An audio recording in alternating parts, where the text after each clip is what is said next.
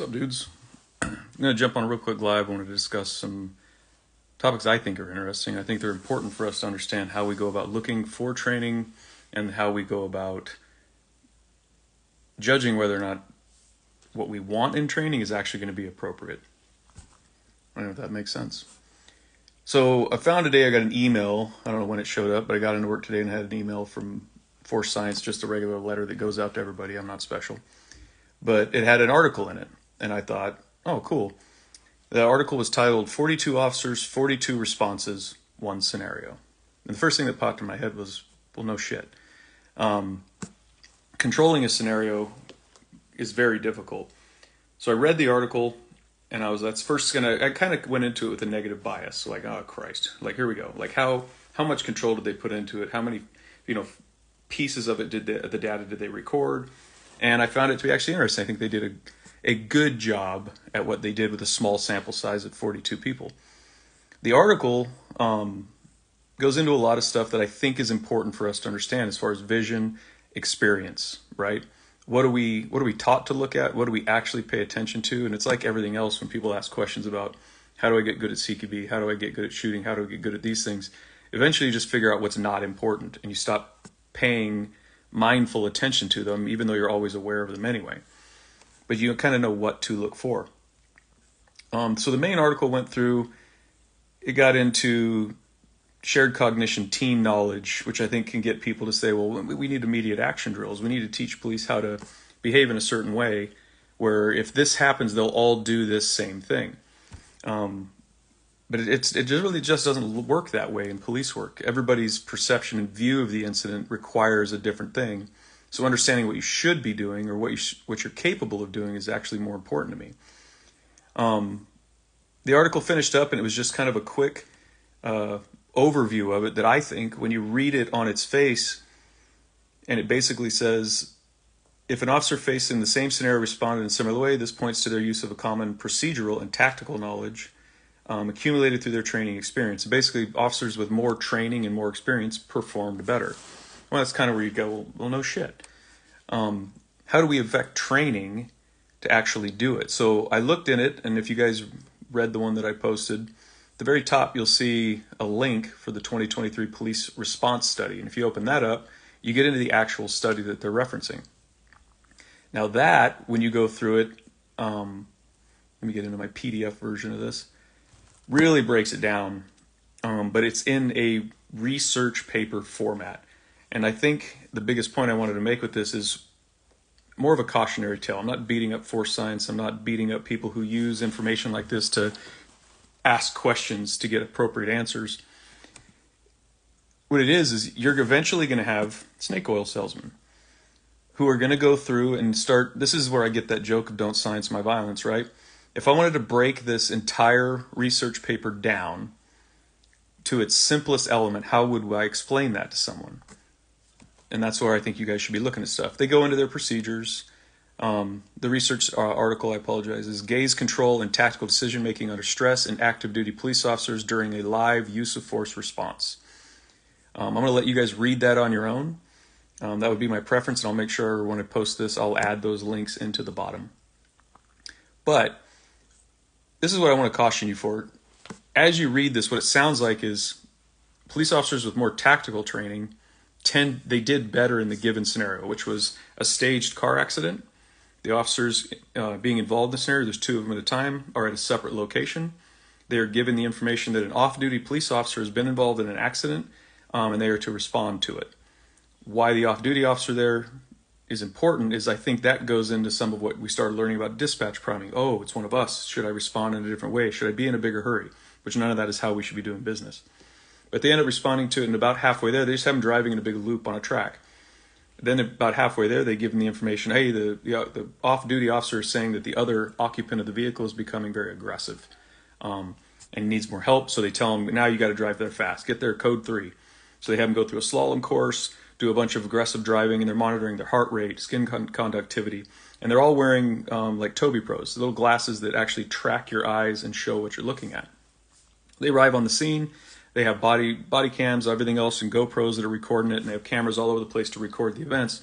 What they noticed is, of the 42 officers that responded to it, they all behaved differently. They moved to different locations. They didn't behave in a certain model. And I think when our military friends look at it, they go, oh man, it's like an immediate action drill. You know, you got to, if this happens, you got to do this. And I think we have to back up on that shit and go, it's just a fucking car wreck, dude. You don't need to go tactical shit on it. You just need to show up and take the report. So as they get there, they're confronted with a witness saying this guy's being a dick, basically. The other guy pops out, he gets aggressive. Now they're trying to deconflict this between, get everybody to calm down so it's just a car accident. And eventually the driver of the car that hit the off-duty officer retrieves a weapon out of the vehicle and fires at the student officers, or the subject officers. Then they were looking at, what were they looking at using those gaze tracking glasses? How did they respond? How quickly did they respond? Where were they when they responded? How quick did they get their weapon out? What was their accuracy? Lots of good information, which I think is awesome. All of this information that you can get has nothing to do with an antidote, right? Knowing the information is not an antidote to it happening. You have to learn how to apply it. But I digress. That's basically the gist of that scenario that they went through. So what they go is they go through this larger study. They start explaining how they've noticed in a different study they did where they had experienced officers and how they judge that experience. They do a decent job of breaking down, but it's really more time on and more tactical training. And they did break what they considered tactical training down. So in the table, when you guys read this, in one of the tables, it says duration in law enforcement in months, tactical training, and it has a little A by it. And I was just talking to Jake from An Extremist about how to actually read a research paper correctly. He filled me in on a lot of stuff. Then military training, and again, a small A by it. Remember that as an asterisk. Lethal force experience, I don't know what that means. Does that mean they've been involved in a shooting? Or they've trained with guns a lot? I don't know what lethal force experience means for this. They don't define it. Break it down to detectives, officers in training, which I'm sorry guys, if you're brand new, you're not a cop yet. Especially because some of them they pulled were recruits or brand new with 7 months left in there, or 7 months on the street. You're not a cop yet. You don't even know what to look at or what. You're just still figuring life out. Then they broke it down to no college, less than 2 years of college, undergraduate degree with a little A asterisk by it, a master's degree with a little A asterisk by it, wakefulness, time on shift before the testing, time awake before the testing, last sleep length, and then how rested they felt. A lot of that would be subjective. But the little A next to it is a P factor, and Jake was explaining to me that it's less than 0.05%, indicating not all participants answered this question. So not only did they not all answer it, they just don't know if that had any value or whatever to do in it. What's interesting to me, though, is if you just look at those two things that were asterisked, of the efficient group, meaning the ones who did the best, and this was all based on their eye gaze. What are they looking at? Why are they looking at it? For how long are they looking at it? And how much attention are they paying, right? What's important to them? How long do their eyes stay on something, right? A duration of gaze. So of the tactical training of the group that performed well, 72%, I don't know if that means they said they had tactical training or what tactical training is, had that. 52% or 53% of the inefficient scan group had that. Military training of the efficient scan group, the guys who did well, and girls, 28%, and of the inefficient, 10%. And then you go down to the next ones, undergraduate degree, 21% had in the efficient scan group had that, 34% in the inefficient scan group had that. Well, that must mean if you go to college, you can't cop. No, it's not what it means. And then a master's degree. 14% of the efficient group had a master's, and 0% of the inefficient had a master's. So I think you need a master's degree to be in policing. I make jokes because, like, what does that information actually mean? Does that mean that people who, and I will get to this point, people who did an efficient scan, they used their eyes efficiently, they were aware of what was important and did better in the scenario, and the people who were inefficient, does it mean because they were in college to advanced degrees played a role in it? Possibly.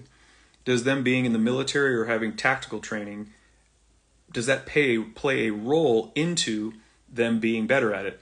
Or I would ask the question, are people who are just good at shit more likely to be selected to units where they get tactical training? More likely to be selected to a SWAT team where they've been to a SWAT school, and they list that as one of the things in here. Are people who are just good at shit and have a high drive to perform more likely to go on and get a degree or a more advanced degree? Where does that likelihood? Is there a study that does that, or are we just looking at people who have had tactical training, were in the military, and have an advanced degree, performed, if you look at the numbers, slightly better than the people who didn't? Or is it just that people who perform really well tend to have those attributes and traits? They go to the higher level units, they go in the military, they do these different things. And it doesn't break down what their military experience was. So of the people in military training with 28%, I don't know if one of them was a mechanic and the other one was a freaking SEAL Team 6 guy. We don't know.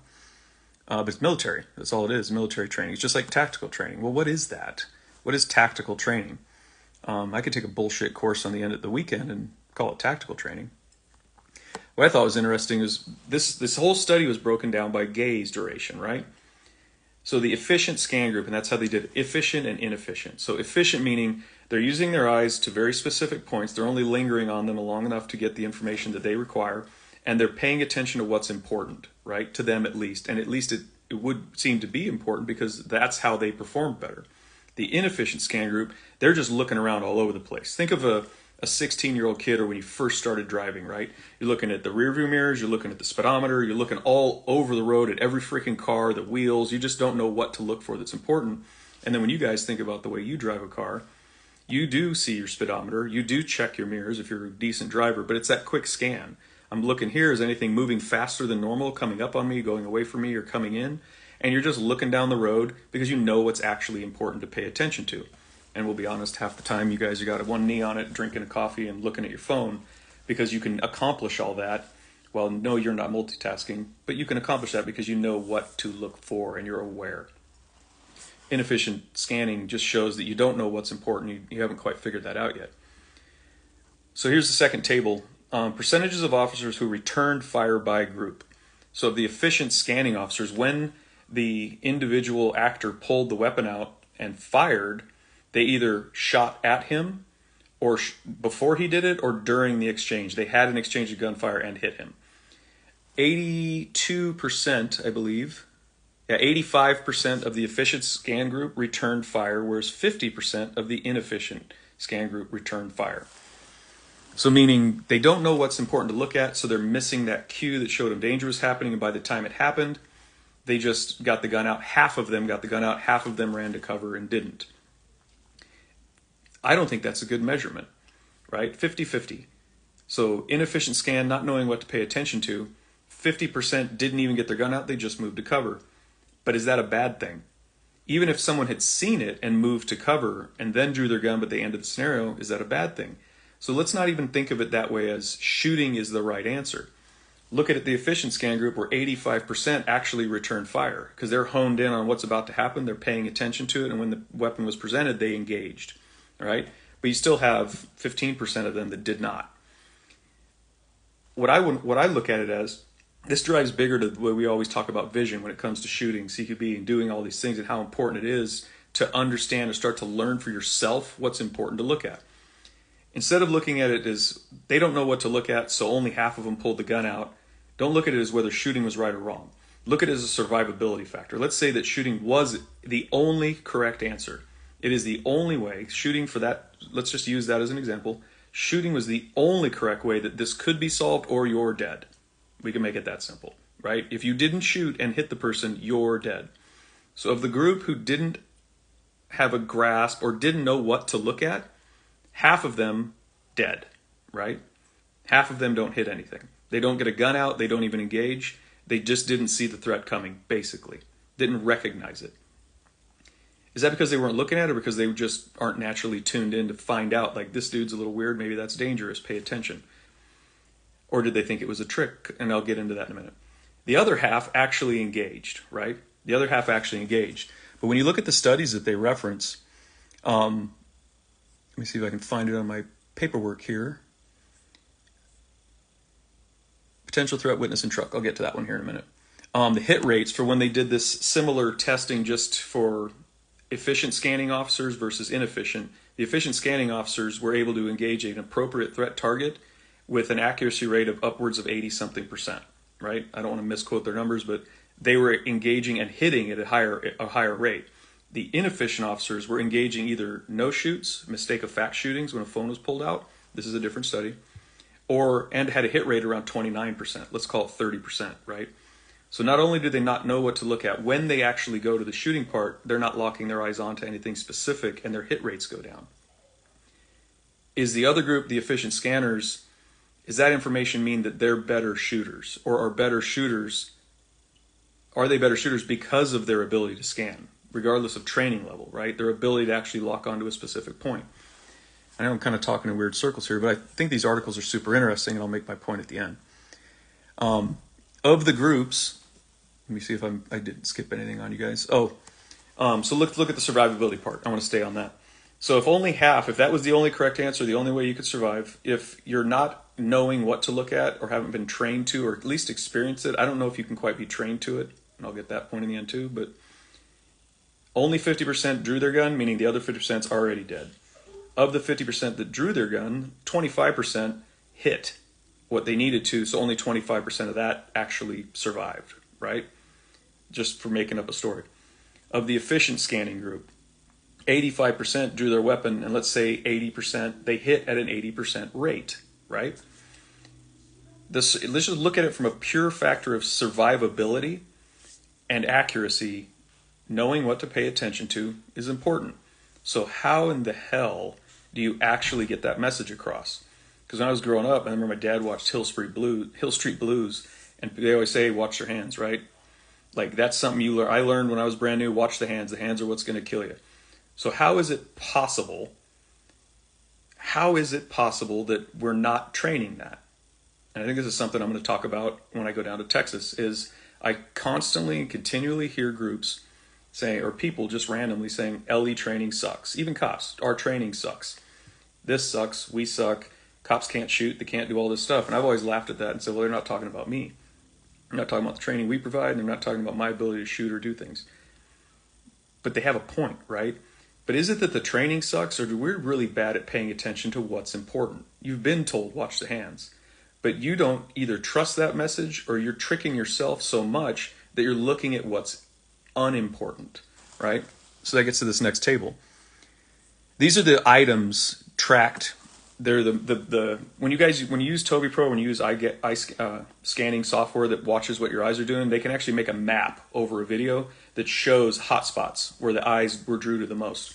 So the number one was the threat. That was the individual who was the most threatening, the most likely to be dangerous. The second one was a potential threat. That was the uninvolved, so I shouldn't say that, the involved passenger of that vehicle.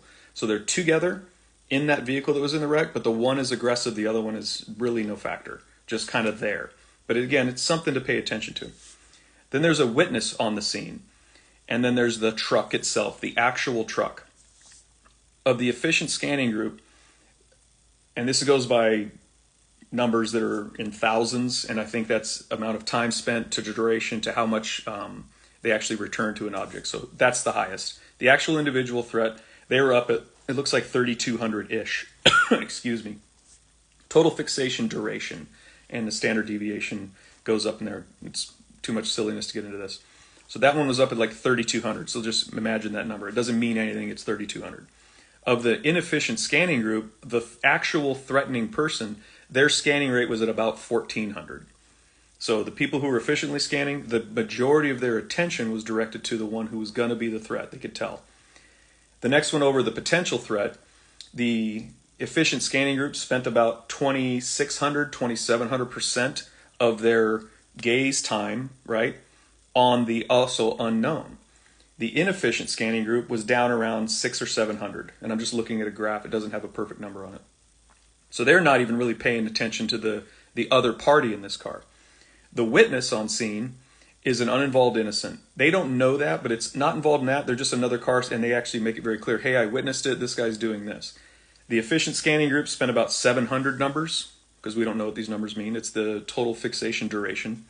700 on it. The inefficient group spent about 300 on them. So it is unimportant. You need to be aware of them, but they're not an important object.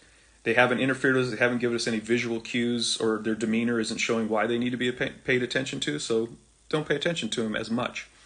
The next one I thought was interesting was the truck, an inanimate object, a hunk of metal parked in the road that's been in a crash. The efficient scanning group paid attention to the actual vehicle at a rate of about 1,200-ish, 1,300 it looks on the graph. The inefficient scanning group spent 2,400 on the truck itself. They're at 2,700 on the suspect and 2,400 on the truck.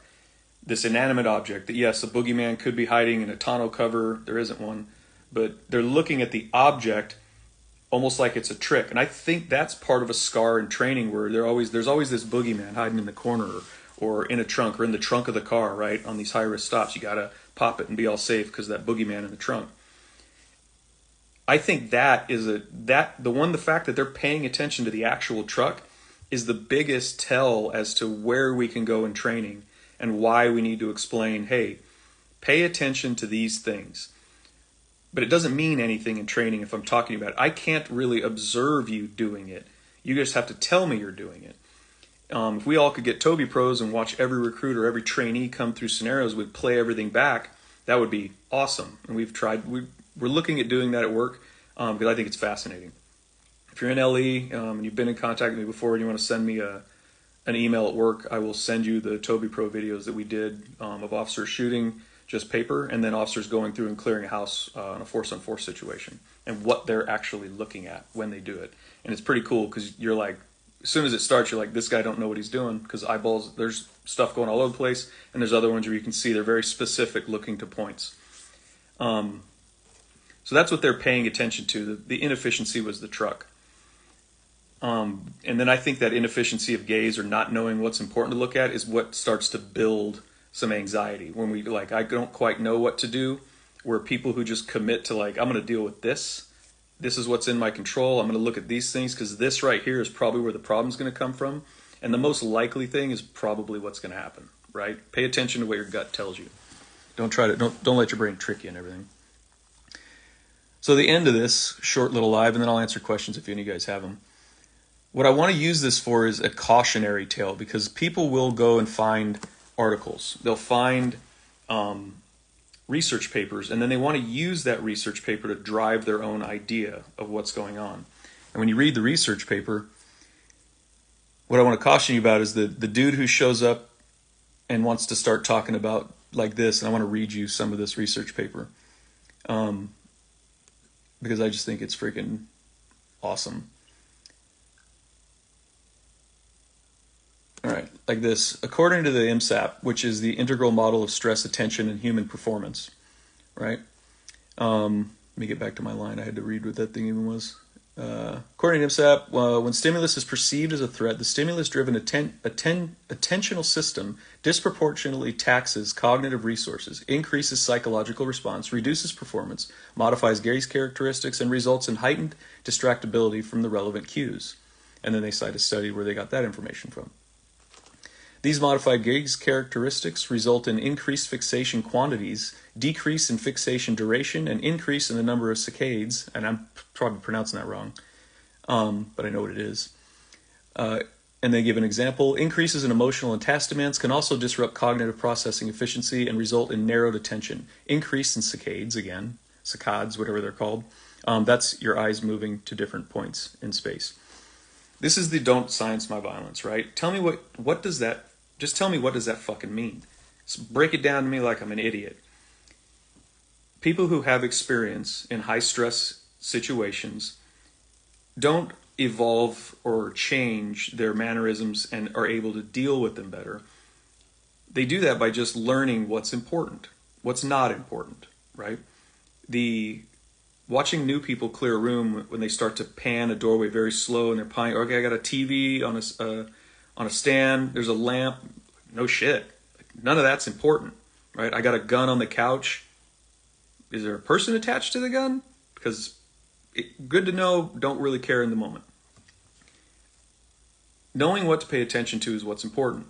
So when this breaks this down is saying officers with more tactical training, right, do better in these scenarios. I think the answer, the thing you want to ask people is just say it to yourself or just kind of raise your hand and go, no shit. What tactical training? What are we exposing people to who are high performers, right? When these events happen, what have they been exposed to? Did they do it on their own, right? Did they go out and seek outside training? Did we provide them the training and they actually paid attention?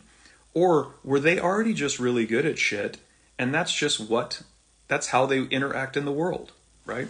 When you have like baseball players, golfers, people who understand like quiet eye and being able to understand where your eyes need to be and for how long you can actually keep them there. Jake and I were talking about it. It's like when I was trying to learn how to play golf better, I'm sitting there and I would stare at that freaking ball for like 5 seconds. And my buddy's like, you can't do it that long because your eyeballs don't want to be there. Stare at it long enough to get all of your attention onto it. And we're all different with little parts. But you need to look at things long enough to process what they are. Learn how to follow that into your brain as to whether or not that's important to return to. And then return to them as needed to make sure that the environment hasn't changed or anything.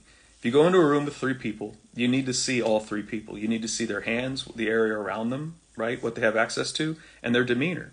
If you go into a room with 3 people and there's a gun on the bed and 2 of them have wide eyes and they're looking at you like this, but one guy's sitting here just barely got his eyes open and he's looking at you like that and he looks down at the bed, that's a problem.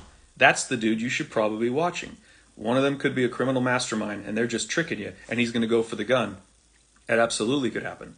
But which one's more likely? Which one do you deal with first? Do you deal with them physically, right? Do you go in and move him out of the way?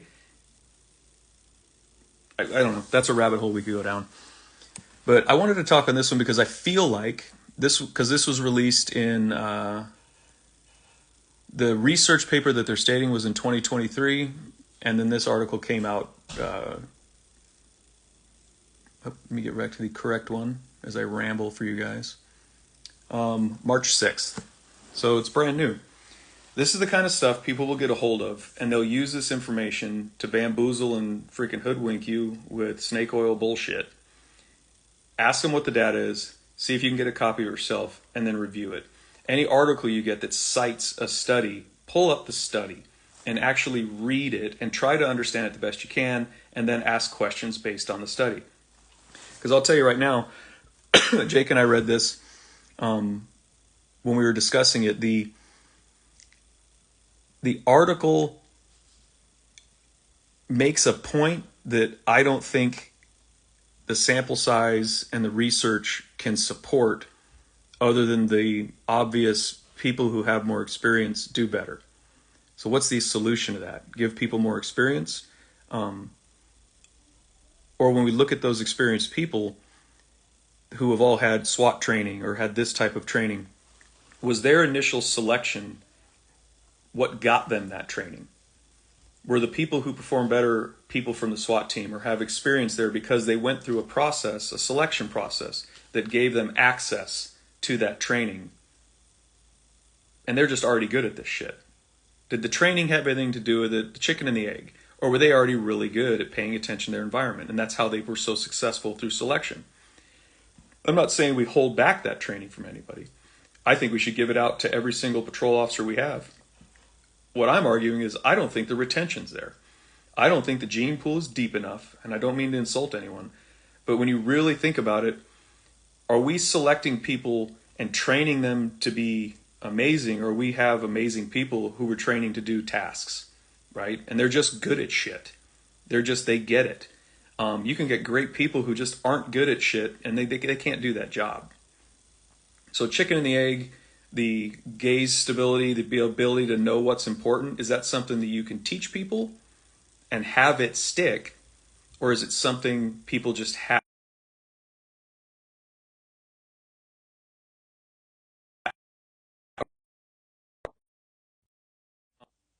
Well, this thing just wigged out.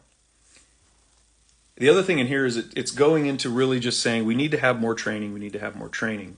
But it doesn't define how you actually make that training stick. And one of the bigger points it makes is talking about stress, right? Dr. Cooper from Australia, I think he broke this thing down as well. The stress part, what I don't want people to get from this, because it has that vibe, we need to put people in more stressful, contextually relevant situations. What I don't want people to read that in command level positions, or people who have a decision over the type of training that's going to get applied. I don't want you to read that as we need to stress people out more. We need to put them in these force-on-force scenarios with these serious things going on all the time so we can get them used to it. I don't think if they're ready for it, I just feel like you're going to break them. We've seen too many people freak out on it. The stress doesn't have to be life or death. The stress can be self-induced, taking a test. The stress can be going to a competition. None of those questions, and I think it's kind of weird that we're asked, is like, how many of these people compete or train regularly with a firearm? And what is it documented? Like, do we know they've had this level of ability? One of the good things they did here is they talked about qual scores. They mean absolutely dog shit, and they're good about saying that. They took a bunch of recruits who all just passed their quals, and then a bunch of people who have never fired a gun before, and they put them on a specific range at a specific or distance to the target and gave them a specific drill, and the people who have never shot a gun before were able to perform the same task. So that level of training doesn't mean squat. When they talk about the naive shooter or the person who just has to scream, look at it and point the gun at it and get lucky, there's actually kind of a degradation when you look at the bullseye type shooting when you're slowing people down. The person who doesn't know what they're doing is going to look at what the target they want and they're going to pull the trigger and they end up hitting it. Now we get an advantage as we go out in distance, but that middle ground distance of our normal contacts and conversations we have with people is the most dangerous thing in the world, because you can be a complete asshole and hit somebody. You could be a complete idiot, right? And somehow yet we still miss. I don't know, I kind of run out a ramble on that one today as more of a point of, when I see articles like this, I know you guys see articles like this, and I want you to have a very critical eye, not a negative eye, but a critical eye of where's the motivation, where does this come from, and why am I being sent it, what's important about it, and then how can I actually use it, and is it a benefit? All right. I think one of the funnier things in here, and because I don't know who this dude is, but was it Trevor Thrasher? He's talking about, these are the comments at the bottom of the article. It says, my company is the only training company I know that has addressed the issue of officers having no doctrinal tactical response to high threat situations.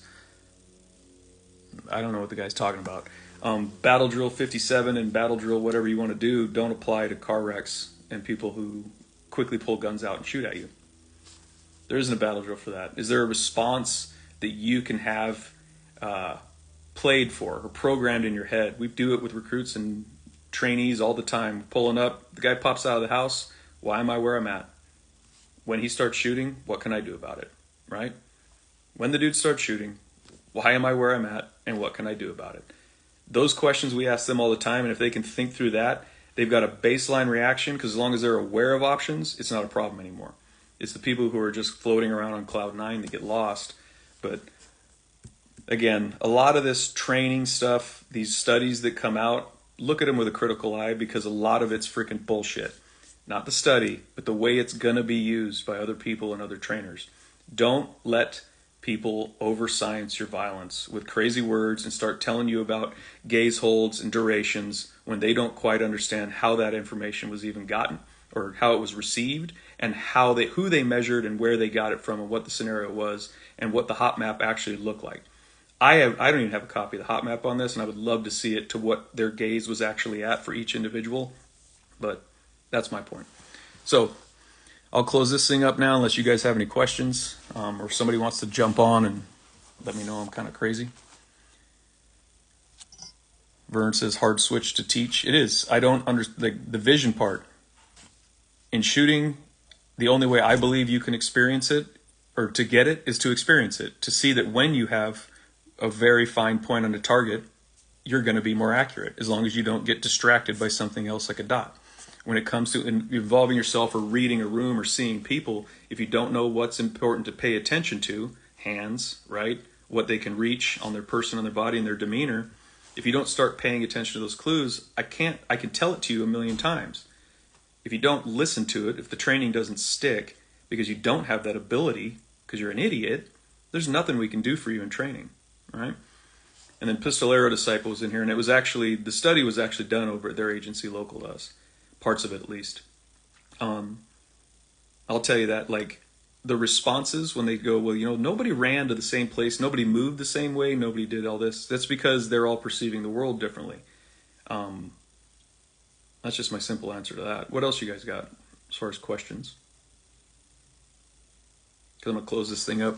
I only planned on doing about 30 minutes. Anyways, when I post it, I'll put the links to both. I had them in the stories earlier, but I'll put the links to both in it. If you found this interesting or you think I'm an idiot, feel free to comment. That's fine with me.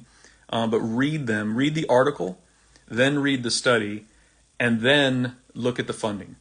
I always think that one's funny. Yeah, Yankee shooter. Most of the quiet eye training is becoming aware that it's a thing. Yeah, I can tell you a million things, but until you go out and see it work, no one's going to do it. No one's going to believe it. All right, guys, be well, have fun, and if you're in Texas, I'll see you guys there in April. Later.